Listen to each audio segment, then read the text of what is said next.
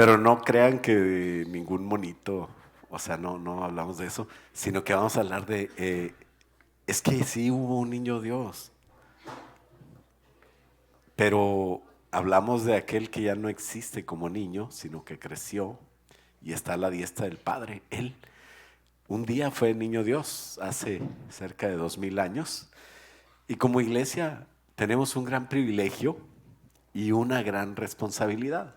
Tenemos las dos cosas, privilegio y responsabilidad. ¿Cuál es el privilegio? Fíjate bien, Dios está con nosotros. Eso se hizo posible porque Cristo murió en la cruz. Antes de Cristo no podían decir eso. Nadie podía decir eso. Cuando un profeta hablaba palabra de Dios, venía un espíritu, o el Espíritu Santo, o un espíritu, y ni siquiera se metía dentro de su cuerpo, sino que le hablaba al oído, y por eso profetizaban lo que oían.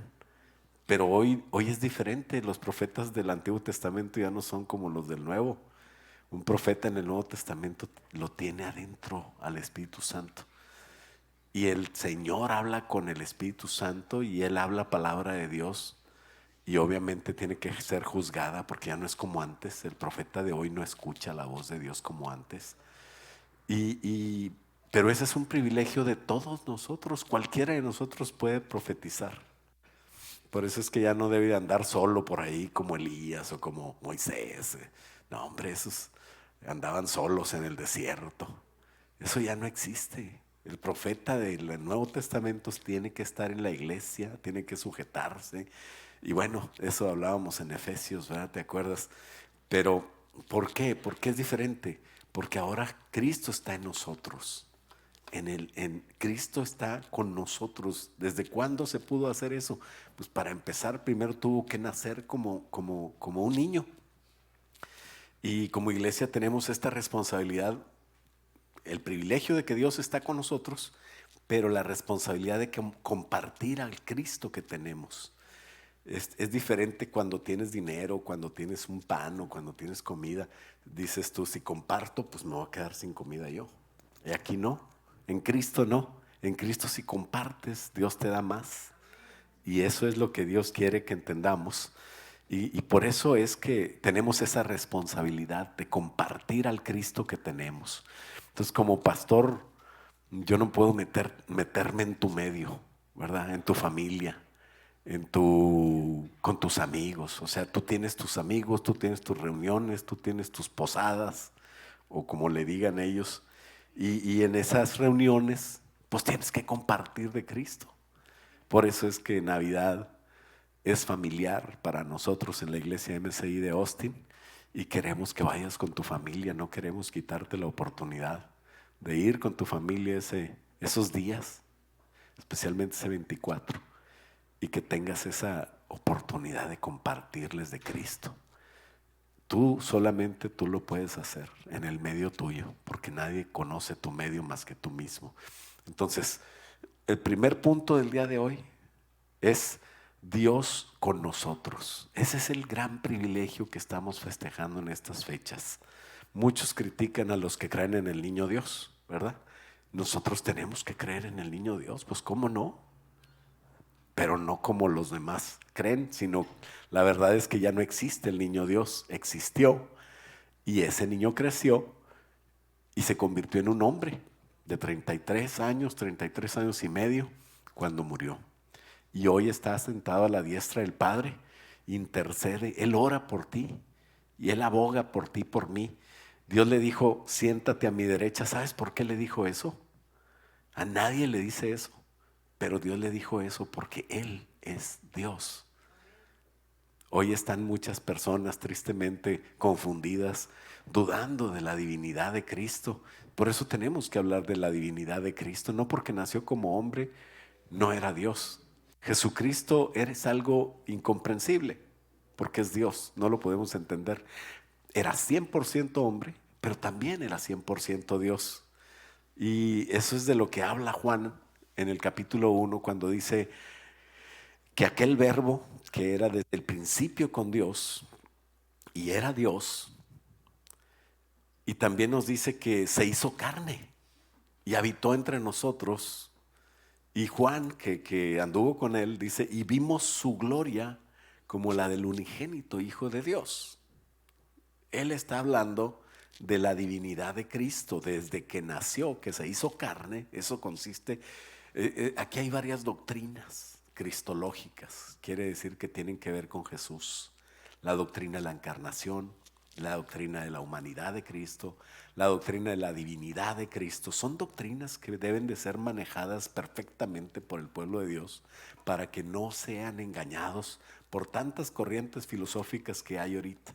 Entonces, qué bonito poder hoy meditar sobre estas cosas que tienen mucho que ver con Cristo, el Dios que se hizo carne, y para hacerse carne de verdad tuvo que nacer como nosotros, como cualquiera de nosotros que nacimos un día indefensos, necesitados de ayuda para comer, para cambiarnos el pañal, para todo eso.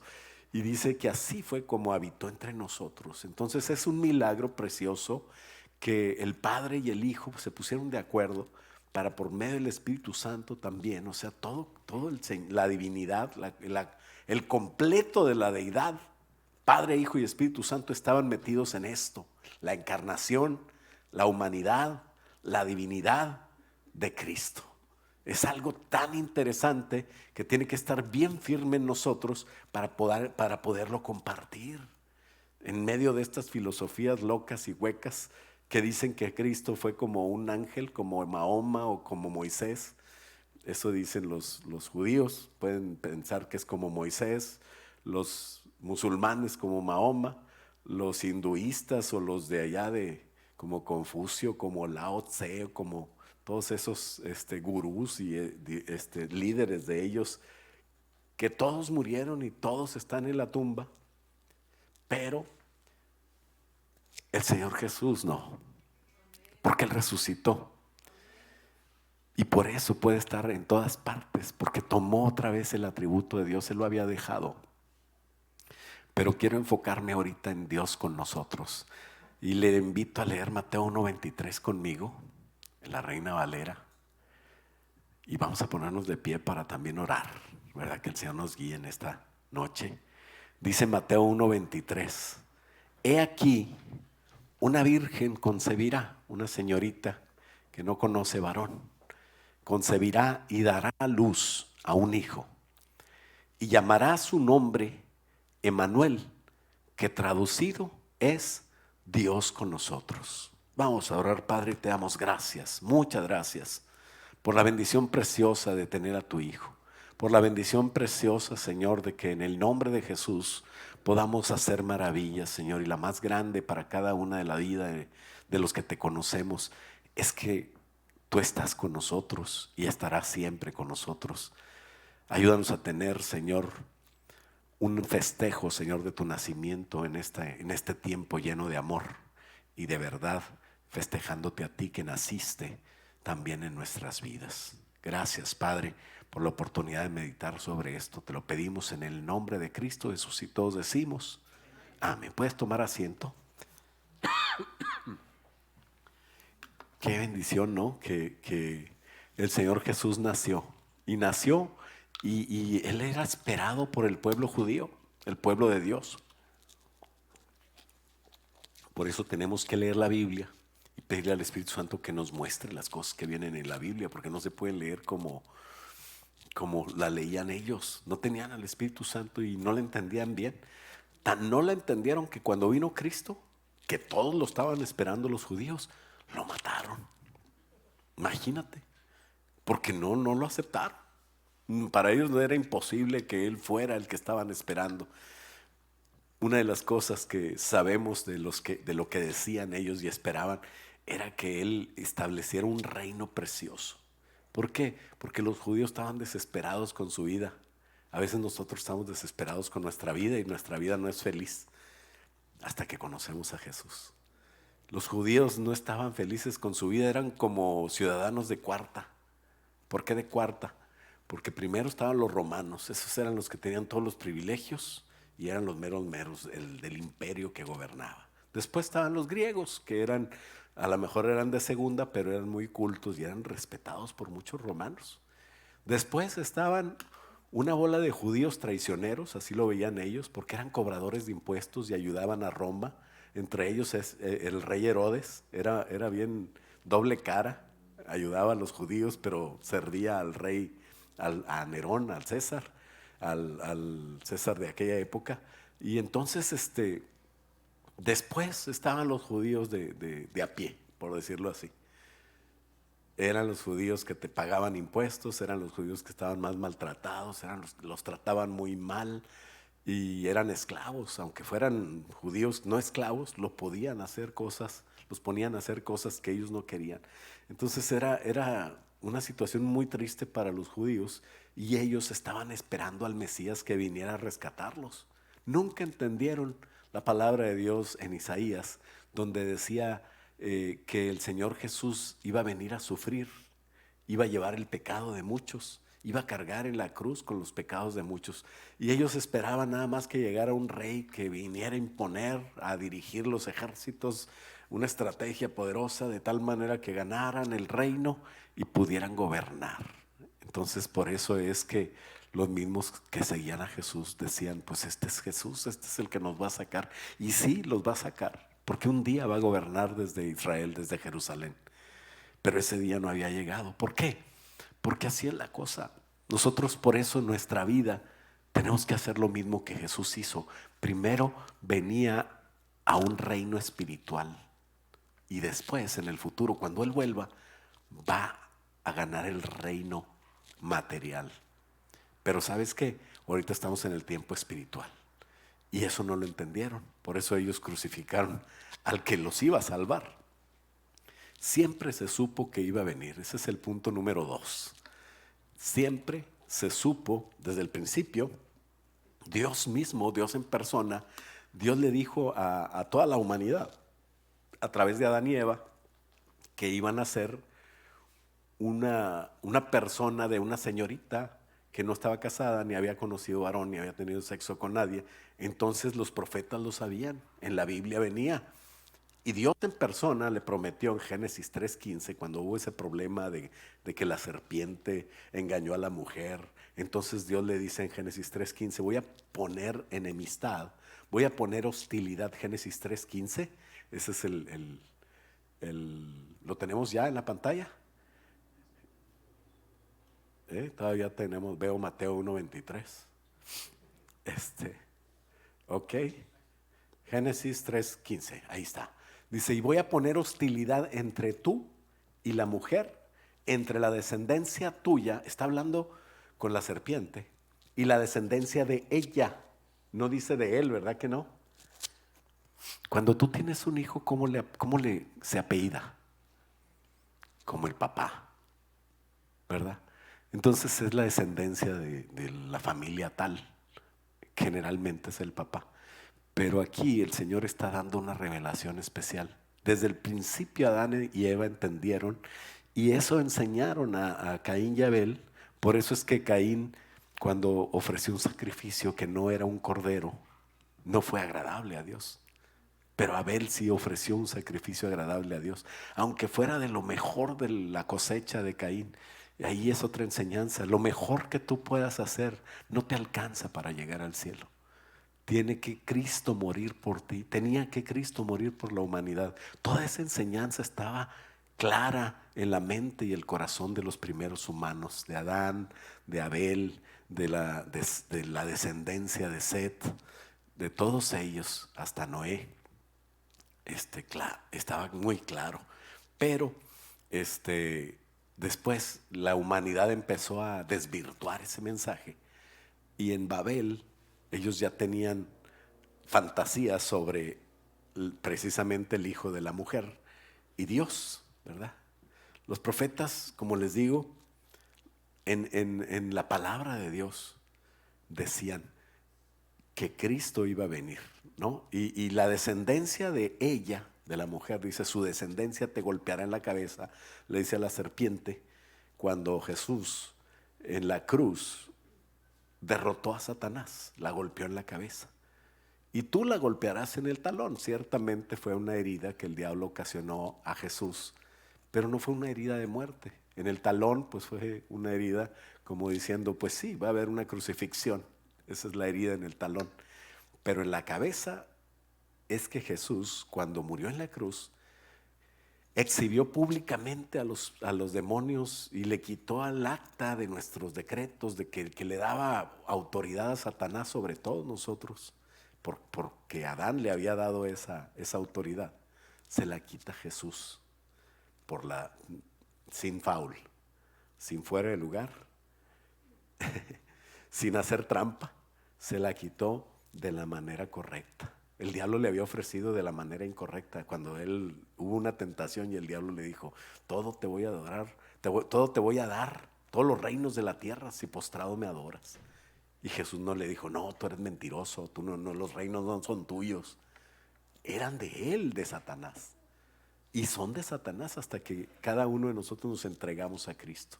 Por eso dice que el rey de este mundo, el rey de este siglo es Satanás, dice la palabra de Dios. Pero volviendo al principio, te digo todo esto porque es lo que estamos festejando y a veces no sabemos de qué festejamos siendo cristianos, ¿no? Desde el principio se supo que esto iba a suceder. Como el diablo siempre toma la verdad de Dios para confundir. Acuérdate cuando le dijo a Eva, les dijo Dios que no comieran del árbol, que no comieran de ningún árbol. O sea, ya está tomando la verdad de Dios, pero está engañando. ¿Sí me explico? No era de ningún árbol, era de un árbol. Diablo exagerado, mentiroso, no le creas. Siempre hace lo mismo. Y también tomó la verdad de Dios, esa verdad de que Jesús iba a nacer de una virgen, y la desvirtuó transmitiéndola a cada cultura. Todas las culturas desde el principio, en Babel, todos sabían cómo iba a ser la salvación del hombre a través de una virgen. Pero el diablo los engaña y empieza a inventar esos semidioses que nosotros a veces vemos en las películas o los de high school estudian, ¿no? En la preparatoria, de los semidioses, de Thor, de Homero escribió sobre todos ellos, Hércules, el del talón, ¿cómo se llamaba? Aquiles, ¿verdad? Aquiles vengo a decir, de todos los semidioses que existieron. Entonces, eso, ¿de dónde salieron esos cuentos chinos? Esos cuentos, no son chinos, son de antes de China. Pues de ahí, de Babel, ahí se desvirtuó la verdad que siempre todos sabían, que había de venir un Mesías verdadero y único, ¿no? Estos empezaron a decir que los dioses tenían aquellos hijos con mortales, con mujeres o diosas, que no existe ninguna diosa, también, tenían relaciones con hombres mortales y de ahí sale la leyenda de los héroes, ¿verdad? De aquella época, que eran producto de divinidades ficticias con hombres mortales y su creencia era pasada de generación en generación. Así se fue desvirtuando. Ahora, fíjate bien, te encuentras en la posada del trabajo o en la escuela platicando con alguien y ¿qué te va a decir? Ah, sí, eso de que Cristo es hijo de María con Dios, eso es un cuento que ya conocíamos, ya los griegos lo decían, los romanos lo platicaban. ¿Y qué le vas a decir tú? No, hombre, no fueron los griegos y los romanos, desde los sumerios. Y cuando le digas eso se va a extrañar. Achis, achis, este sí sabe. ¿Dónde aprendiste eso? Ve a la iglesia con el pastor David, ¿verdad? Muchos lo saben, ahora tú lo vas a saber. Desde antes, pero ese fue el engaño de Babel. Babel quiere decir confusión. Y todo mundo se fue confundido. Por eso dice Jeremías y dice Isaías que Babilonia fue la copa que emborrachó al mundo, que la confundió. Y el veneno de esa Babilonia primera de Babel emborrachó a toda la tierra, la desgració, la confundió. Y le fue la verdad de Dios que fue desvirtuada por Satanás. Siempre que Satanás desvirtúa la verdad de Dios, tiene poder. Por eso tienen tanto éxito los testigos de Jehová, porque tienen palabra de Dios, pero desvirtuada. Por eso tienen tanto éxito los mormones, porque tienen algo de palabra de Dios, pero desvirtuada. Y muchos que no conocen nada de los cristianos confunden a estas personas que adoran semidioses o que tienen verdades desvirtuadas con nosotros. Pero nosotros tenemos que tener claro esto, pues fue la verdad de Dios desde el principio la que todos debíamos seguir y que siempre se ha negado. Por eso es que parece que los evangelios sacaron algo del pensamiento griego. No, no es cierto. Los romanos también tenían su pensamiento. A Zeus le pusieron Júpiter y luego a Júpiter le pusieron Jehová, algunos cristianos. Y así a Artemisa le pusieron Diana y a Diana le pusieron, o a Diana le pusieron Artemisa los romanos y luego la pusieron de una de las diosas, ¿verdad? De Roma también. Entonces siempre fue desvirtuado todo esto. Pero desde el principio la verdad la decía, por ejemplo, los profetas de Dios escribieron claramente la verdad. Isaías 9 escribió en el versículo 6 en la NTV. Dice, pues nos ha nacido un niño, 700 años de Cristo, antes de Cristo, decía Isaías, porque un niño nos es nacido, hijo nos es dado, y el principado sobre su hombro. ¿Qué quiere decir? Que va a tener autoridad. ¿Te acuerdas de las cosas que tienen aquí los generales y los reyes, príncipes? Dice, el principado sobre su hombro, y se llamará su nombre admirable. ¿Quién es admirable? Sino nada más Dios. Y dice, consejero. Es Jesucristo nuestro consejero. Él es el único que nos puede dar un buen consejo. Toda la palabra de Dios, desde Génesis hasta Apocalipsis, toda está centrada en Jesús. Y eso, la palabra de Dios, es todo el consejo de Dios. El consejero, ¿quién es? Es Jesús. Tenemos que entender que Él es la palabra que estaba desde el principio y que la palabra se hizo carne, Juan capítulo 1, ¿no? Entonces la palabra es Jesús. Génesis está impregnado en la palabra de Jesús. Cuando vemos el arca, el que se subió al arca fue salvo y el que no quiso, el que rechazó subirse fue condenado. Es un tipo de Jesús. Cuando vemos en Babel el orgullo del hombre, es un tipo de Jesús, que ellos buscaron la oscuridad y no les gustó venir a Jesús, sino que buscaron tener su propio nombre. Pero dice la Biblia que en el nombre de Jesús es el único nombre en el que podemos ser salvos. Y si podemos seguir la palabra de Dios con Abraham, Isaac, Jacob, Moisés, la ley, perdón, los reyes y los profetas mayores y menores, y todo el tabernáculo está lleno de símbolos de Jesús.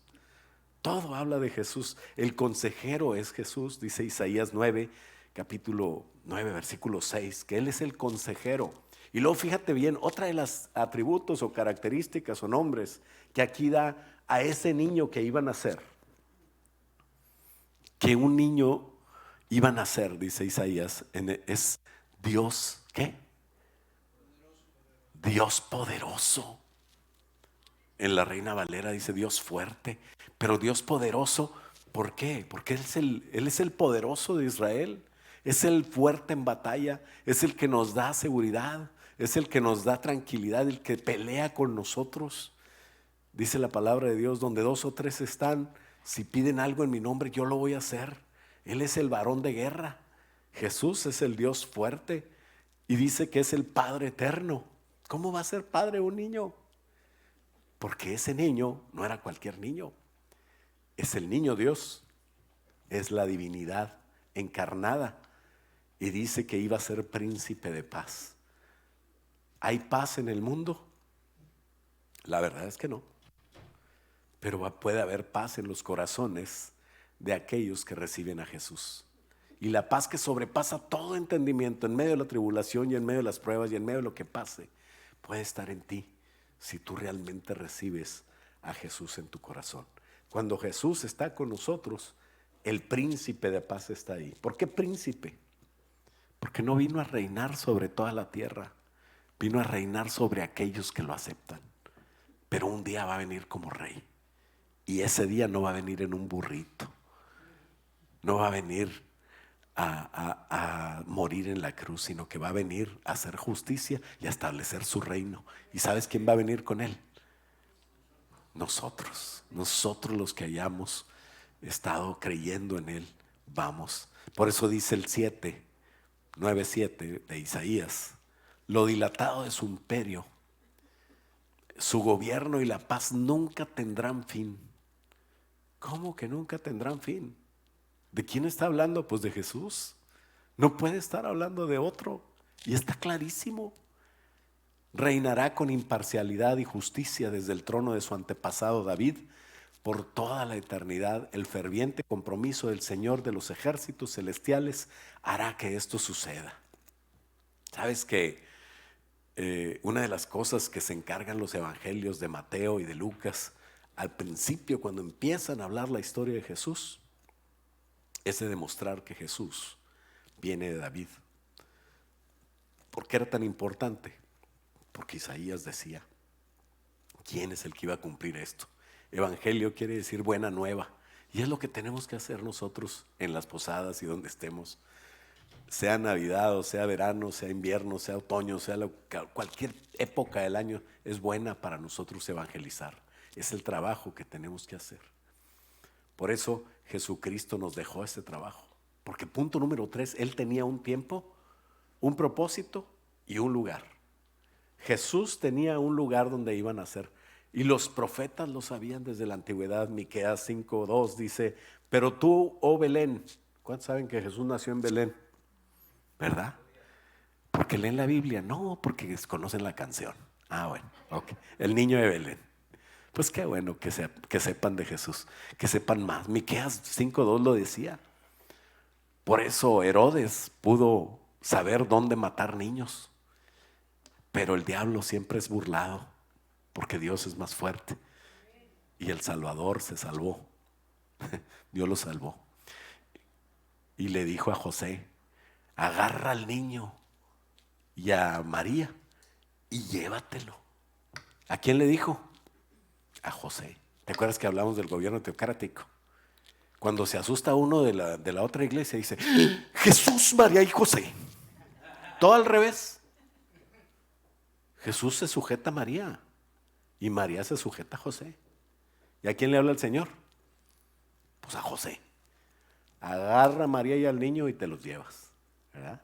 Entonces, en todo está el gobierno teocrático también, pero eso es de pasada.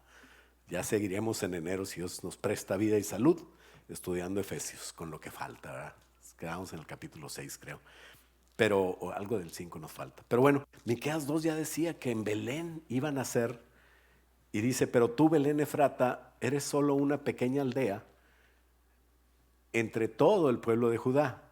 No obstante, de ti saldrá un gobernante para Israel, cuyos orígenes vienen desde la eternidad. Y dice: el pueblo de Israel será entregado a sus enemigos hasta que dé a luz la mujer que está de parto. Otra vez hablando de la mujer. Entonces por fin sus compatriotas volverán del destierro a su propia tierra. Eso ya está hablando del futuro. Y el 4 dice: y él se levantará para dirigir a su rebaño con la fuerza del Señor y con la majestad del nombre del Señor, su Dios. Entonces su pueblo vivirá ahí tranquilo, porque Él es exaltado con honores en todas partes. Eso estamos hablando del futuro. Y dice el 5: alégrate mucho. No, el 5 ya no vino, ¿verdad? Ok, entonces vivirá tranquilo, sí es cierto, era nada más hasta ahí. Pero Zacarías había dicho: alégrate mucho, dice, hija de Sión. Zacarías 9:9. Ese sí te lo vas a aprender rápido. Zacarías 9:9. Ese lo sacas rápido. Zacarías 9:9. Y ahí está la gran entrada triunfal de Jerusalén. ¿Por qué no venía a ser rey todavía? ¿Por qué venía como príncipe de paz? Porque venía a salvar a muchos que faltaban, entre ellos tú y yo. Faltábamos nosotros. Toda la iglesia iba a tener una iglesia para reinar. No iba a reinar solo, ni iba a reinar con gente que no conociera. Todos los gobiernos, siempre que se instalan a sus gentes. Y eso está bien. porque son los que tienen la visión del rey. No podemos tener dos visiones, tenemos que tener la visión del rey. Y por eso Dios te está haciendo a ti a su imagen y semejanza. Era el plan desde el principio, a su imagen y semejanza. Pero ahorita lo que quiere es que tengamos más conocimiento, que seamos fieles, que nos agarren, no perfectos, pero hacia la perfección. Eso es lo que quiere el Señor. ¿Por qué? Porque Él vino así también para preparar esa iglesia mientras Él entraba y moría. En estos 2000 años, desde que murió hasta hoy, está preparando esa iglesia que vamos a reinar con Él. Y dice: alégrate mucho, hija de Sión, da voces de júbilo, hija de Jerusalén. He aquí tu rey vendrá a ti, justo y salvador. ¿Cómo iba a venir? Salvador. Iba a venir a salvar, no a reinar. Dice: humilde y cabalgando sobre un burrito, una burrita, sobre un burrito hijo de burrita. O sea, sobre un burrito joven. ¿Te acuerdas cuando Él fue y pidió a los discípulos que le trajeran un burrito? Y era un burrito joven que nunca había sido montado. Está hablando Zacarías 9:9 de Él y de cómo iba a venir, el propósito. Porque tenía, acuérdate, tenía un lugar y un propósito y un tiempo. El tiempo de Jesús se acabó cuando Él dijo: yo me voy al Padre, pero mayores cosas van a hacer ustedes que yo, porque ustedes van a tener al Espíritu Santo. ¿Cuántos han hecho mayores cosas que Jesús? Todavía no digan nada. Pero tenemos que hacer esas cosas grandes que hizo Jesús, cuando menos ayudar a que otro, algo lo más grande que puedes hacer con tu hermano, con tu primo, con tu conocido, es que él, ayudarle a que él conozca a Jesús. Es lo que cambia la vida eterna, no la vida actual, también. Pero lo que cambia la vida eterna es que conozcan a Jesús. Jesús no vino para establecer un reino material.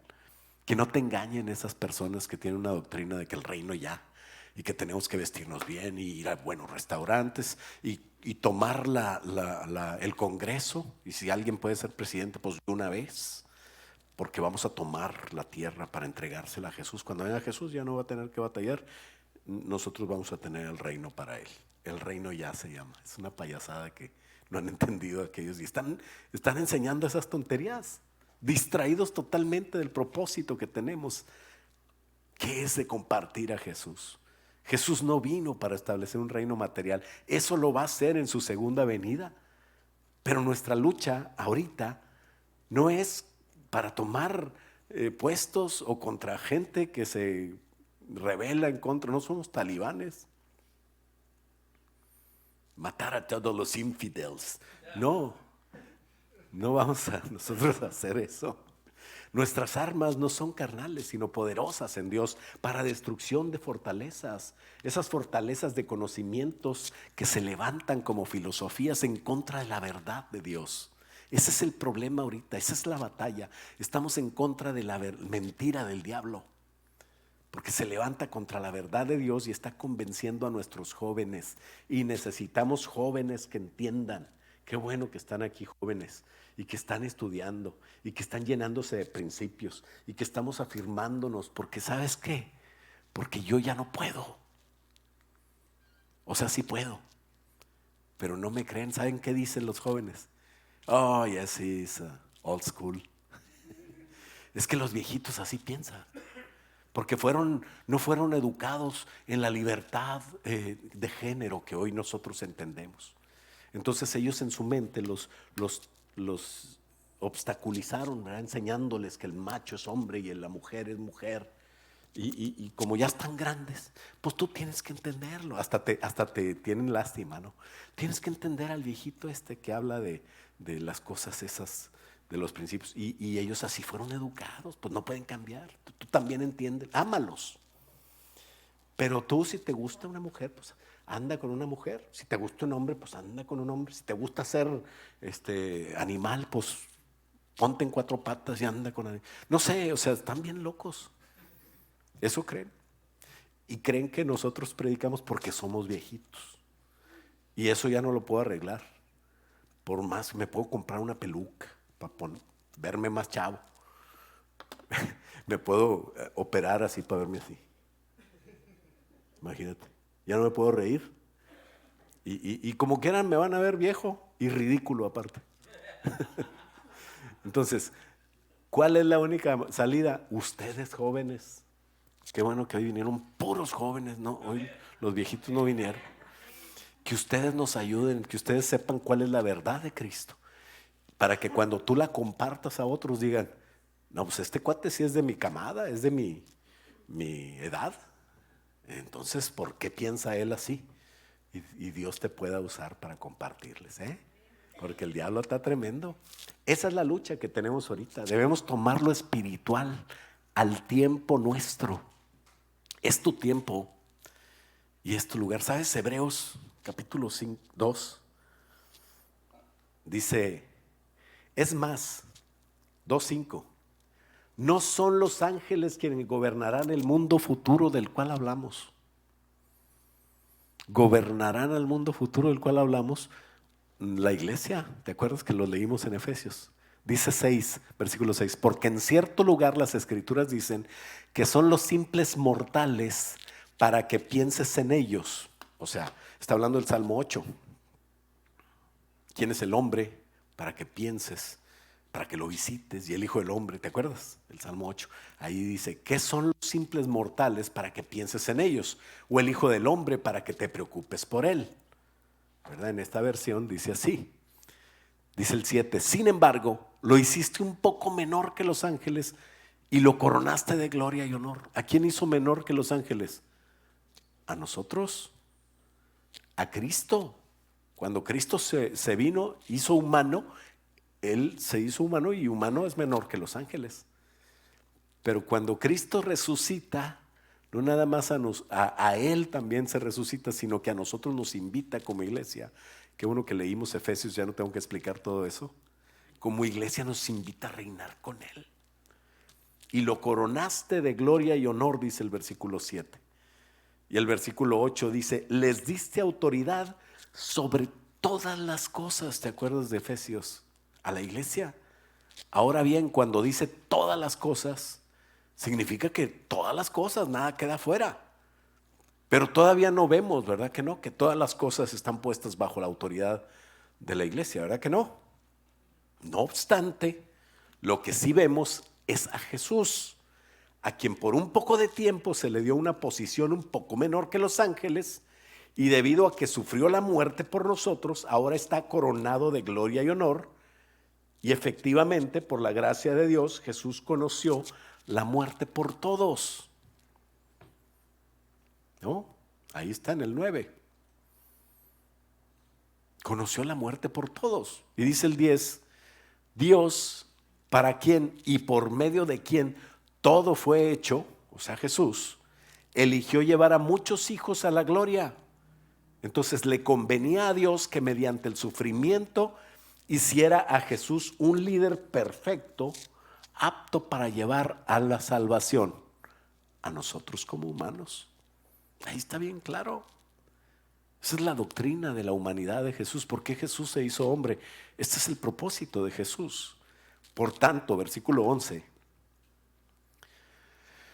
Por lo tanto, Jesús y los que Él hace santos, ¿a quién hace santos? A la iglesia. Por lo tanto, Jesús y los que Él hace santos tienen el mismo Padre. Por esa razón, Jesús no se avergüenza de llamarlos hermanos. Y dice el versículo 12, pues le dijo a Dios, anunciaré tu nombre a mis hermanos, entre tu pueblo reunido te alabaré. Es por eso que tenemos que dar testimonio de quién es nuestro Jesús, anunciar a nuestros hermanos del mismo Jesús. También dijo, pondré mi confianza en Él, versículo 13, es decir, yo y los hijos que Dios me dio. Versículo 14, debido a que los hijos de Dios son seres humanos, la Reina Valera dice, por cuanto los hijos participaron de carne y sangre, Él también participó de lo mismo. Pero aquí está un poquito más claro, dice, debido a que los hijos de Dios, versículo 14, debido a que los hijos de Dios son seres humanos, hechos de carne y sangre, el Hijo también se hizo de carne y sangre.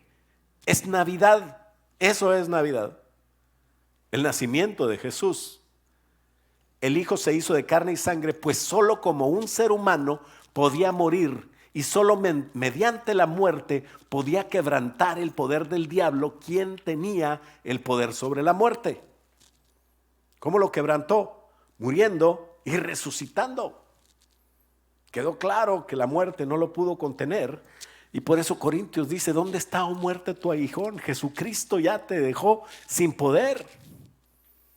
Y dice el 15, únicamente de esa manera el Hijo podía libertar a todos los que vivían esclavizados por el temor a la muerte. Estábamos muertos. ¿Qué quiere decir temor a la muerte? Temor a estar separados de Dios. Estábamos sin Dios, sin esperanza. Pero Jesús vino y hizo todo este trabajo desde que nació. Tenía que nacer como hombre, tenía que crecer, que aprender como un niño, como tú y yo lo hicimos, pero Él no pecó nunca. Y eso le valió una sangre preciosa, inocente, que podía valer para ti, para mí, para todo el que crea en Él. Eso fue el tiempo de Jesús. Jesús cumplió su propósito. Y Jesús tomó su lugar al lado de la diestra del Padre. Es la gran historia de la humanidad y de la salvación. Ahora, punto número 4, ¿qué nos toca a nosotros? Hoy es tu tiempo. Hoy tú tienes un propósito que cumplir. Hoy toma tu lugar. Toma tu lugar de hijo de Dios. Enfréntate a las loqueras que están platicando los que no conocen a Dios. Las filosofías todas torcidas. Si tienes dudas, por favor, no me mandes, no me hables. Mándame un WhatsApp. Apúntale 4066. Te lo digo en inglés porque los números no se le dan a los chavos en español. Ustedes aprendieron en inglés. 512-789-4066. Mándame un WhatsApp. Es lo más seguro para mí. No puedo negar que somos mexicanos. Y mexicanos que no tiene WhatsApp no es mexicano. Pero hoy es tu tiempo. Cumple tu propósito. Yo te ayudo. ¿Tienes dudas? Te dijeron que no, que Jesús es un héroe como Sansón. Digo como Sansón, ese sí vale. Ese sí es héroe. Como, ¿cómo se llama el otro? Aquiles. No, hombre. Le decimos la verdad. Jesús no es un mito. Jesús es la promesa de Dios cumplida. Jesús lo atestiguó la historia. Por eso hay una historia. Todo el mundo habla de Jesús. Ahora dicen antes de la era y después de la era. ¿Por qué? Ya no quieren decir Cristo. Pero siempre dijeron antes de Cristo y después de Cristo. Jesús vino a cambiar los tiempos. Partió la historia de la humanidad. ¿Cómo pueden decir que Jesús no existió? Es más fácil que no existiera Benito Juárez o Abraham Lincoln. Debemos como Cristo molestarnos en hacer algo. O sea, moléstate en hacer algo. Jesucristo se molestó en venir, en nacer, en crecer. No tenía por qué aprender en la escuela. Y Jesucristo estuvo aprendiendo y lo hizo muy bien. Y Jesucristo sirvió hasta la... Dice Filipenses. Dice Filipenses. Se me sale el rancho de repente. Filipenses 2:5 dice, tengan una misma actitud. Es lo que tenemos que hacer nosotros. La misma actitud que tuvo Cristo Jesús. Aunque era Dios, versículo 6, no consideró el ser igual a Dios como que fuera algo a lo cual aferrarse. En cambio, versículo 7, renunció a sus privilegios divinos. ¿Tú crees que estás cómodo ahí en la casa y no quieres ni salir? Jesucristo estaba en su trono y vino a nacer en un pesebre que parece que no fue, ni siquiera era de madera, como unos dicen, era de piedra. Peor todavía, ¿no? Una piedra del sacrificio. En cambio, renunció a sus privilegios divinos y adoptó la humilde posición de un esclavo. Vino a servir y nació como un ser humano. Y cuando apareció en forma de hombre, no nada más se humilló a ser hombre, sino que se humilló a sí mismo en obediencia a Dios y murió como el peor de los criminales. O sea, ¿se molestó Jesús o no se molestó? Jesús tenía hambre, tenía sed, tenía calor, se cansaba, se dormía en una barca y las olas estaban bien bravas y él estaba bien cansado. Dime si no se cansaba. Y dice, por lo tanto, en el 9, Dios lo elevó al lugar de máximo honor. ¿Cuántas veces has dicho, no, pues es que a mí no, yo no me merezco esto? Ahora, si te dan lo que mereces es peor que lo que tienes, de lo que te quejas. Siempre nos estamos quejando, ¿verdad? Porque vemos lo que no tenemos en lugar de lo que tenemos. Y dice que aquí que el Señor por eso le dio lo que merecía. ¿Qué te mereces tú? Pues, todavía vivimos bajo la misericordia de Dios. No nos merecemos nada, hermanos. No hemos hecho nada para Jesús. No nos hemos molestado en bajarnos de nuestra comodidad en algunas veces para ir a hablar con una persona. Le dije a Moni, me voy a bañar temprano porque no quiero bañarme y salirme al frío así. Entonces me bañé temprano. Ya estaba yo ahí vistiéndome y todo bien. Dije, me espero a que... Y me habla una persona, necesitamos, pastor, que vengas a orar. Y yo no quiero salir, pero ni modo. Voy a jalar, papá. Y lo malo es que no estaba lejos. Si hubiera estado lejos, pues me subo al carro calientito y me voy en el carro. No, era caminar a la casa a una cuadra de mi casa, a una casa de enfrente, ahí en la misma cuadra. Y para no enfriarme solo, le digo a Manuel, vente Manuel, vamos a orar por esta persona. Él no se había bañado todavía. Pero tienes que molestarte por hacer algo para Dios. A veces no tienes ni que salir, nada más con hablar de Cristo con la persona que tienes al lado.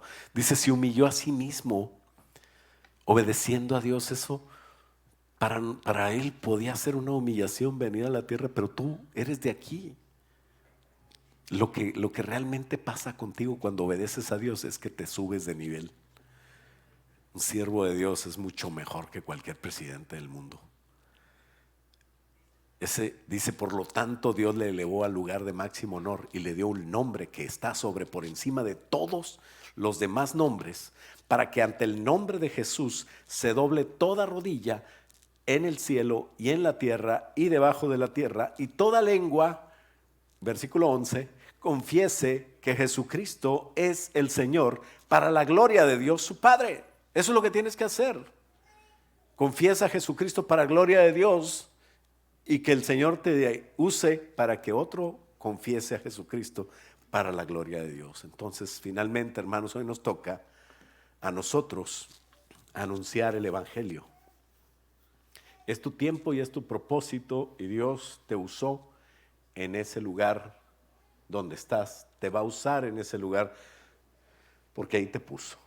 ¿Cuántos creen que Dios nos va a usar? La encarnación de Cristo es la demostración de amor de Dios más grande. Dicen que el servicio es como demuestras que amas a Dios. Pues el Señor Jesús no vino para ser servido, sino para servir. Y mostró que nos ama a nosotros tanto. Y ese es al Dios de amor que nosotros estamos a punto de festejar. Entonces, ¿por qué te emociona la Navidad? Porque no eres Grinch. No,